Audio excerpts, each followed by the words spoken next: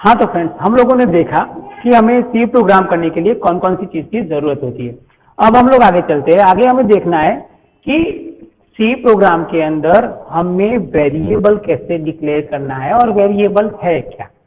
तो वेरिएबल की बात कर ले तो जब भी हमने बताया कि कोई यूजर अपनी वैल्यू कहीं पर स्टोर करना चाह रहा है, वेरिएबल की जरूरत क्या है, तो क्या सी प्रोग्रामिंग हम जब प्रोग्रामिंग करेंगे तो उसके अंदर क्या होगा, एक वैल्यू दूसरी वैल्यू पर डिपेंडेंट होगी या दूसरी वैल्यू तीसरी वैल्यू पर डिपेंडेंट होगी और तीसरी वैल्यू जो है वापस फर्स्ट पर डिपेंडेंट होगी। तो उस टाइम पर क्या होगा, आपको कोई वैल्यू कहीं एक्स्ट्रा स्टोर करके रखनी पड़ेगी। तो वैसे वैल्यू स्टोर करके रखने के लिए हम वेरिएबल का यूज करते हैं या वेरिएबल को वैल्यू स्टोर करने के लिए यूज करते हैं। नॉर्मल सी बात है, वेरिएबल की बात शॉर्ट में डेफिनेशन बोले तो डेटा स्टोर करने के लिए हम लोग जो नाम यूज करते हैं उसको हम लोग वेरिएबल बोलते हैं। ठीक है, अब जो वेरिएबल कैसे डिक्लेयर करेंगे, तो जैसे कि बोल रहे हैं कि आगे सबसे पहले उसका सिंटैक्स ये है कि डेटा टाइप और वेरिएबल नेम। ठीक है, ऐसे हम लोग वेरिएबल डिक्लेयर कर देते हैं। नाउ वेरिएबल डेटा टाइप और वेरिएबल नेम क्या है, जैसे कि मैं कोई डिक्लेयर कर रहा हूं ए और इक्वल टू 5, तो ये जो ए है ना वो मेरा वेरिएबल है, उसके अंदर मैंने 5 वैल्यू डाली। अब ये जो प्रोग्राम के अंदर मैंने वैल्यू डाली तो वो कहां पर स्टोर होगी, तो ए जो है वो यहाँ पर हमारी मेमोरी के अंदर ए करके एक लोकेशन हो जाएगा, मेमोरी लोकेशन, और उसके अंदर ये वैल्यू स्टोर होगी 5। मतलब जब हमें इसकी वैल्यू कहीं पर डालनी है तो हम लोग मेमोरी लोकेशन में डाल सकते हैं। डायरेक्टली हम लोग ए इक्वल टू 5 करेंगे तो वो वैल्यू मिल जाएगी। कहीं पर भी हम जैसे कि बी इक्वल टू ए कर रहे हैं तो ए की वैल्यू मिल जाएगी, तो बी की वैल्यू तुरंत ए को 5 मिल जाएगी। लेकिन वहां पर अगर वैल्यू डालनी है तो हमें उसके आगे एंड% साइन करना पड़ेगा। वो कैसे करते हैं वो हम लोग scanf फंक्शन में देखेंगे, तब आपको पता चलेगा। लेकिन वेरिएबल नॉर्मली अगर बात करें तो वेरिएबल है क्या, तो जहां पर भी हमें वैल्यू स्टोर करनी है कंप्यूटर में अंदर मेमोरी लोकेशन के अंदर वैल्यू स्टोर करनी है तो हम लोग वेरिएबल यूज करेंगे उसको डिक्लेयर करने के लिए। तो इसका सिंटैक्स है डेटा टाइप और वेरिएबल नेम। अब ये हमें वेरिएबल नेम तो पता चला कि कोई भी नाम हम लोग दे सकते हैं 31 कैरेक्टर तक। तो ये डेटा टाइप क्या है, तो एक वेरिएबल का एग्जांपल देते हैं। तो जैसे भी हम लोगों को कोई चीज अगर स्टोर करके रखनी हो घर पर तो क्या करते हैं, एक बॉक्स लेते हैं, उसके अंदर हम लोग वो जो भी चीज है उसको स्टोर करके रख देते हैं। ठीक है, तो वो पता चल रहा है कि हमने स्टोर कर दिया, मतलब वो हमारा एक वेरिएबल हो गया। लेकिन वैसे अगर 15 चीज पड़ी है, 15 वेरिएबल ऐसे अवेलेबल है, 15 बॉक्स ऐसे अवेलेबल है, तो आपको पता कैसे चलेगा कि आपने जो वैल्यू डाली वो कौन सी बॉक्स में कौन सी वैल्यू डाली है। तो वैसे ही वेरिएबल के अंदर हमें किस तरह की वैल्यू डालनी है, जैसे कि हम लोग अलग अलग वेरिएबल की वैल्यू डाल सकते हैं, जैसे कि इंटीजर है, फिर फ्लोटिंग पॉइंट है, कैरेक्टर है, या तो कोई रिटर्न वैल्यू है, मिससेलेनियस वैल्यू। तो वो वैल्यू हम लोग कैसे स्टोर करेंगे वो डेटा टाइप हम यहाँ पर डिक्लेयर करते हैं। जैसे कि अलग अलग डेटा टाइप है, इंटीजर, कैरेक्टर, कैरेक्टर के लिए हम char लिखेंगे, इंटीजर के लिए int लिखेंगे, फ्लोटिंग वैल्यू है तो हम लिखेंगे फ्लोट। ठीक है, तो ये सारी अलग अलग वैल्यू हमें वहां पर डिक्लेयर करनी पड़ेगी वेरिएबल के आगे। जैसे कि हमने मेन फंक्शन में देखा था कि वो रिटर्न वैल्यू हमें मांग रहा था कि function do not return any value, ऐसे एरर शो वार्निंग दे रहा था। तो वो वार्निंग यही थी कि हमें ये कोई भी एक कैरेक्टर जो भी वैल्यू रिटर्न कर रहा है वो हमें वहां पर डिक्लेयर करना था। बाय डिफॉल्ट वो इंटीजर ले लेगा, लेकिन इसके अलावा और भी है, जैसे कि वॉइड, इसे डेटा टाइप बहुत सारे जो भी डेटा टाइप है हम लोग हमारे प्रैक्टिकल थियरी सेशन में देखेंगे, उसके बाद उसको हम लोग प्रोग्राम में इंप्लीमेंट करेंगे। ठीक है, तो ये सिर्फ एक वेरिएबल सेशन का नॉर्मल कंटेंट था, वेरिएबल और डेटा टाइप का। उसकी डिटेल एक बार देख लेते हैं, फिर उसके हिसाब से एक प्रोग्राम तैयार करते हैं हम लोग, और उस प्रोग्राम को हम लोग लाइव सेशन में एग्जीक्यूट करेंगे। ठीक है, तो देखते हैं हम लोग पहले थियरी पोर्शन। तो यहाँ पर देखिए दोस्तों, हम लोग थियरी पोर्शन में देख रहे हैं तो वेरिएबल तो यहाँ पर हमने ऑलरेडी वेरिएबल डिक्लेयर किए हुए, एग्जांपल दिया, variable is the data name that may be used to store a data value, मतलब वैल्यू स्टोर करने के लिए हम लोग यूज कर रहे हैं। उसके रूल्स के हिसाब से हम लोग ऐसे डिक्लेयर कर सकते हैं कि अंडरस्कोर यूज कर सकते हैं, लेकिन नाम के बीच में कोई स्पेस नहीं दे सकते। और यहाँ पर कैपिटल और स्मॉल के केस में हम लोग डिक्लेयर करते हैं, तो बहुत ज़्यादा डिफरेंट। यहाँ पर देखिए एक एग्जांपल दिया हुआ है हाइट, और यहाँ पर दूसरी बार हाइट लिखा हुआ है, एच कैपिटल है और यहाँ पर एच कैपिटल नहीं है, तो बहुत ज़्यादा डिफरेंट, ठीक है। और ये कोई कीवर्ड नहीं होना चाहिए वेरिएबल डिक्लेयर में, जो उसके रूल्स के अंदर हमने दिया हुआ था। यहाँ पर सब कुछ एग्जाम्पल के साथ दिया हुआ है। यहाँ पर डेटा टाइप दिए हुए हैं, देखिए character, float, double, void, integer, ये भी एक कैरेक्टर है। उसकी रेंज भी यहाँ पर दी हुई है, मतलब हम लोग इंटीजर लेते हैं तो उसके अंदर इतनी रेंज होती है कैरेक्टर डिक्लेयर करने की, 1 बाइट 2 बाइट, उसके हिसाब से हम लोग यहाँ पर रेंज लिखी हुई है। और वो कैसे डिक्लेयर करेंगे वो यहाँ पर लिखा हुआ है। जैसे कि प्राइमरी डेटा टाइप के अंदर लेते हैं तो इंटीजर आता है, ठीक है। इंटीजर टाइप, इंटीजर को डिक्लेयर करने के लिए हम लोग INT लिख सकते हैं। उसमें अनसाइन इंटीजर है, शॉर्ट इंटीजर है, अनसाइन शॉर्ट इंटीजर है, लॉन्ग इंटीजर है, अनसाइन लॉन्ग इंटीजर है। उसके हिसाब से उसके अंदर कैरेक्टर भी आते हैं, तो कैरेक्टर है, साइन कैरेक्टर, अनसाइन कैरेक्टर। फिर फ्लोटिंग पॉइंट आता है। फ्लोटिंग पॉइंट मतलब कि हमें फ्लोट वाली 10.11 ऐसे कोई वैल्यू डालनी है, उसके लिए फ्लोट लेते हैं, फ्लोट वेरिएबल। उससे अगर लिमिट से ज्यादा है तो डबल देंगे, उससे भी बड़ी वैल्यू है तो लॉन्ग डबल देंगे। वॉइड है वो कोई फंक्शन रिटर्न की वैल्यू नहीं है, तो वहां पर हमें फंक्शन रिटर्न के लिए हम लोग वॉइड यूज करेंगे। उसके अलावा डिराइव्ड डेटा टाइप होते हैं, जो एरे और पॉइंटर है, और एक यूजर डिफाइंड डेटा टाइप है, वो स्ट्रक्चर है। वो हम लोग जैसे प्रोग्रामिंग करेंगे वैसे हमें पता चल जाएगा। यहाँ पर हर एक कितनी बाइट्स हमें प्रोवाइड कर रहा है, वो बिट्स हमने यहाँ पर लिखा हुआ है, कितनी बिट्स वो प्रोवाइड कर रहा है। हर एक इंटीजर का लिखा हुआ है, float, void, everything is declare here.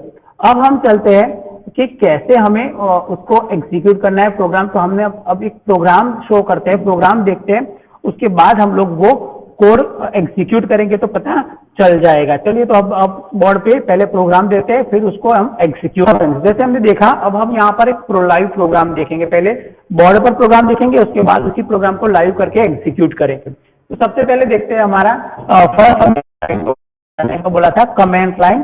अब यहाँ लेते हैं वेरिएबल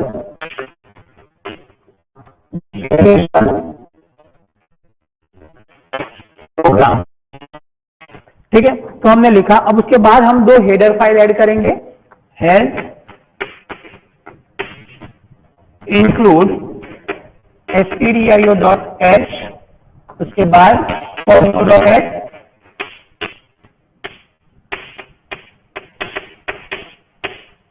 ठीक है।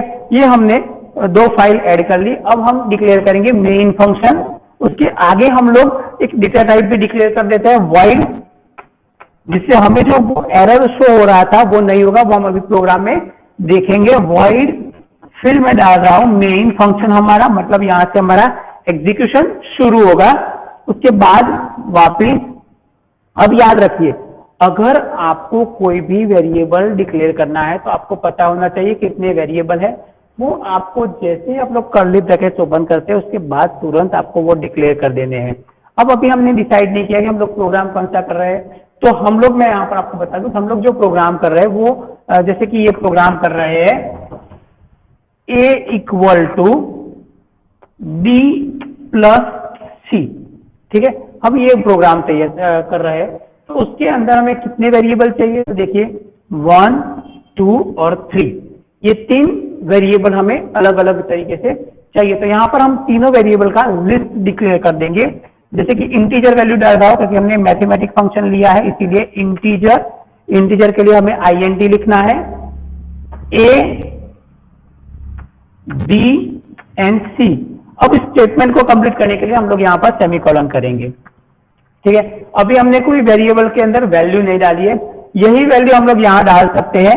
जैसे कि B के अंदर मुझे डालना है 10 और C के अंदर मैं डाल रहा हूँ, ऐसे भी मैं वैल्यू डाल रहा हूँ क्योंकि मुझे दोनों की वैल्यू का सम A के अंदर चाहिए। तो यहाँ पर मैंने ये डिक्लेयर किया। अगर मुझे ऐसे डिक्लेयर नहीं करना है तो मैं ऐसे भी डिक्लेयर कर सकता हूं उसको, a equal to 10, sorry a equal to नहीं, b equal to 10, comma c equal to 5, then after semicolon. मतलब ये स्टेटमेंट यहाँ पर कंप्लीट हुआ। मैंने a की वैल्यू 10 और c की वैल्यू 5 डाल दी है। तो ये हमारा नॉर्मल वैल्यू कैसे हम लोग प्रोग्राम में वेरिएबल को असाइन करते हैं वो देखा। अब इसी का हम लोग एग्जीक्यूट करके चेक करते हैं। तो सबसे पहले हमें ये फॉर्मूला यूज करना है। हमने तीनों वेरिएबल डिक्लेयर किए हुए हैं, तो यहाँ पर मैं डायरेक्टली वो लिख रहा हूं a equal to b plus c। ठीक है, तो ये मैंने डाल दिया। अब क्या होगा, तो अब ये जैसे मेमोरी में कैसे स्टोर होगी, तो यहाँ पर देखिए हमने ऐसे कुछ लिखा था जैसे कि ये a की वैल्यू यहाँ पर डालनी है इक्वल टू यहाँ पर b की वैल्यू होगी, फिर यहाँ पर c की वैल्यू होगी। अब देखिए ये वैल्यू यहाँ पर हमने असाइन किया, मतलब वो स्टोर हो जाएगी। c की वैल्यू 5 यहाँ पर स्टोर हो जाएगी, लेकिन a की वैल्यू हमने अभी तक असाइन नहीं किया है। तो जैसे ही इन दोनों का प्रोग्राम यहाँ पर होगा तो वो वैल्यू यहाँ पर डायरेक्ट असाइन हो जाएगी, वैसे मेमोरी में स्टोर होगा। ठीक है, अब आगे चलते हैं। तो यहाँ पर हमने ये लिखा, अब उसको हम प्रिंट करते हैं। अब जब हमें ये वैल्यू प्रिंट करनी है तो हम लोग प्रिंटफ फंक्शन यहाँ पर यूज करेंगे, लेकिन यहाँ पर मैं डायरेक्टली अगर a लिख लूंगा तो उसका मतलब क्या हो जाएगा, तो ये तो डायरेक्टली मुझे स्क्रीन पर सिर्फ a लिखा हुआ प्रिंट करेगा।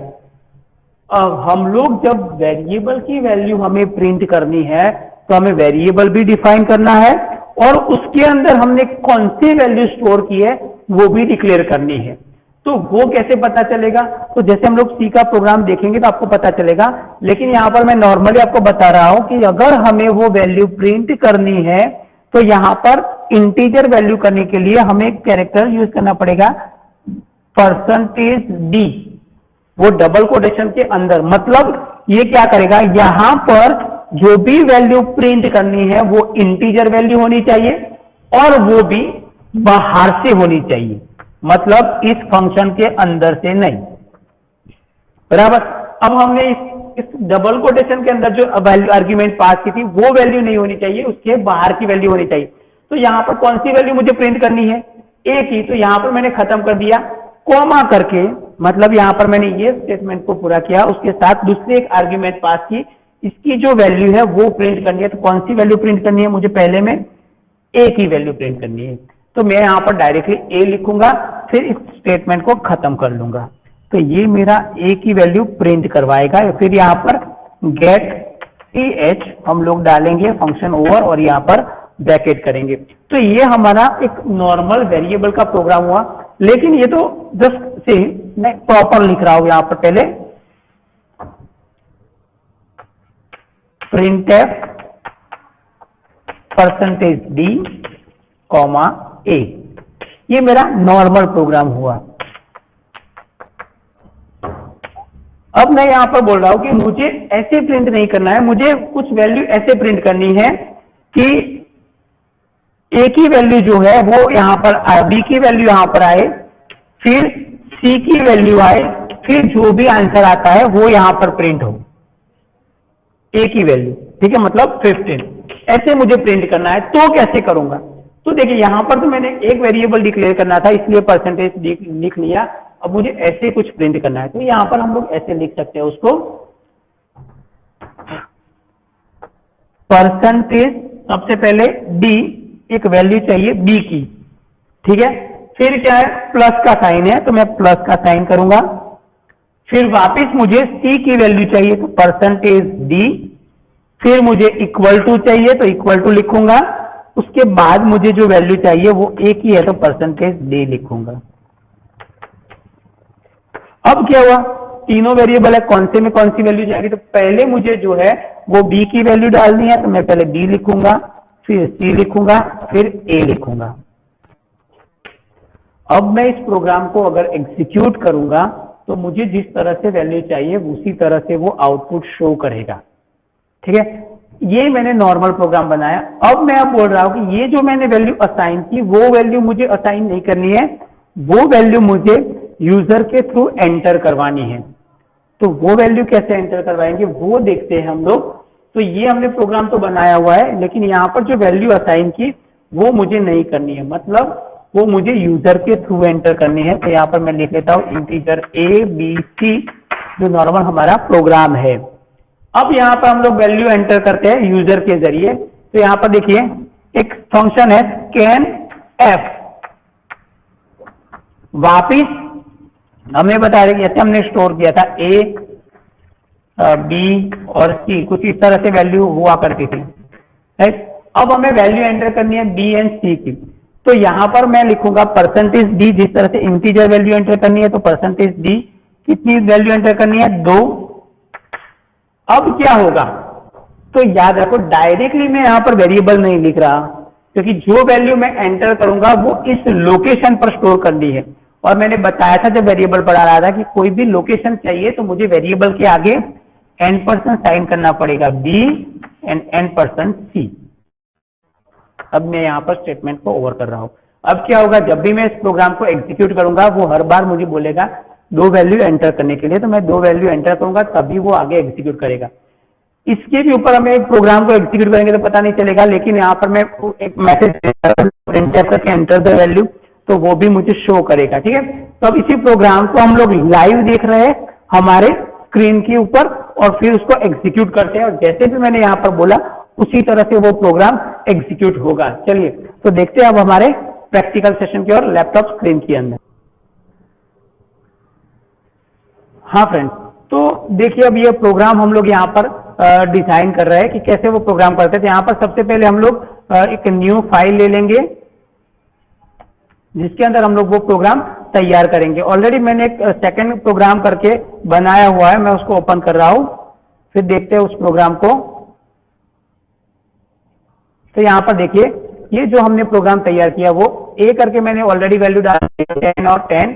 तो यहाँ पर मैं वैल्यू डाल रहा हूँ, सबसे पहले 5 कर रहा हूँ B की वैल्यू और A की वैल्यू 10। मैंने यहाँ पर सिर्फ वेरिएबल चेंज किया हुआ है, फिर CLR SCR करके वो डाला हुआ है। उसके बाद हमने यहाँ पर printf करके एक मैसेज प्रिंट कर दिया है, एंटर द एनी 2 वैल्यू, मतलब 2 वैल्यू हमें एंटर करनी है। और यहाँ पर जो /n दिया है वो न्यू लाइन के लिए है, बराबर। जैसे कि मैंने बताया था थियरी पोर्शन में कि /n कैरेक्टर हम लोग यूज करेंगे, उसमें याद रखिए बैकस्लैश में /n जो कैरेक्टर है वो न्यू लाइन के लिए है।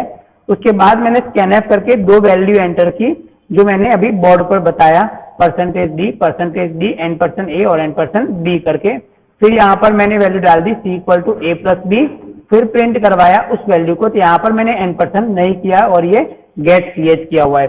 अब इसी प्रोग्राम को हम लोग एग्जीक्यूट कर रहे हैं, जैसे भी मैंने बोर्ड पे प्रोग्राम लिखा था वैसे ही प्रोग्राम यहाँ पर लिखा है। यहाँ पर कोई एरर जनरेट नहीं हो रहा है, वो आप लोग देख सकते हैं। अब मैं इस प्रोग्राम को एग्जीक्यूट कर रहा हूँ।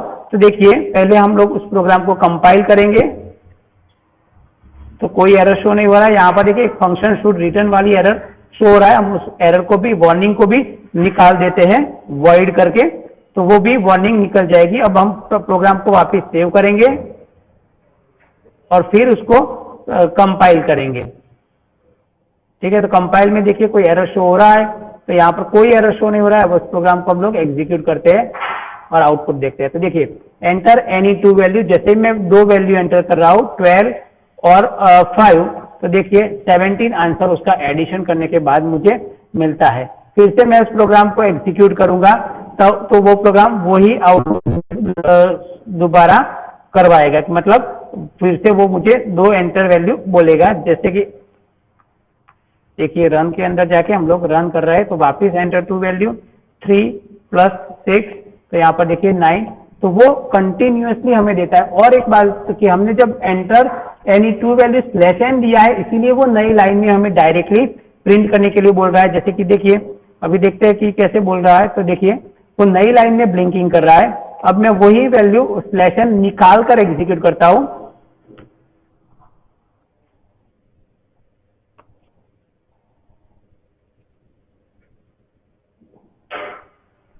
/n मैंने निकाल दिया है। प्रोग्राम को सेव करता हूं, उसके बाद मैं वापस उसको कंपाइल करके एग्जीक्यूट करता हूं। तो देखिए अब ब्लिंकिंग कहां पर हो रहा है, तो ऑब्वियसली वहां उसके पास, यहां से मैं 2 वैल्यू एंटर कर सकता हूं। स्पेस देकर भी दूसरी वैल्यू एंटर करूंगा तो इट विल बी कंसीडर्ड, ठीक है। मतलब 2 वैल्यू कंटिन्यूअस भी दे सकता हूं, एंटर भी दे सकता हूं, और कुछ भी एग्जीक्यूट कर सकता है। तो ये हमारा नॉर्मल प्रोग्राम था सी का। अब आज के सेशन में यहाँ पर खत्म करते हैं, इतना कंप्लीट करिए। Okay, thank you very much. मैं पसी करूँ। हाँ दोस्तों, तो हमने देख लिया कि ये प्रोग्राम कैसे एग्जीक्यूट होता है, कैसे आउटपुट मिलता है, कैसे एडिशन करते हैं। तो यहाँ पर आज के लिए इतना काफी है। अब आप ये प्रोग्राम की प्रैक्टिस करिए। नेक्स्ट सेशन में हम लोग कंटिन्यूसली बहुत कुछ हमें सीखना है और हम बहुत कुछ आगे कंटिन्यूस करते रहेंगे। ओके, चलिए मिलते हैं नेक्स्ट सेशन में। अगर वीडियो पसंद आया तो लाइक और शेयर कर लेना। अगर आपको प्रोग्राम में कोई क्वेरी है तो हमें कमेंट में लिखकर बताइए। साथ में आपका ईमेल एड्रेस भी सेंड करिए, जिससे हम आपको आपकी क्वेरी का सॉल्यूशन वीडियो के साथ साथ आपके ईमेल पर भी सेंड कर देंगे। Okay, thank you very much.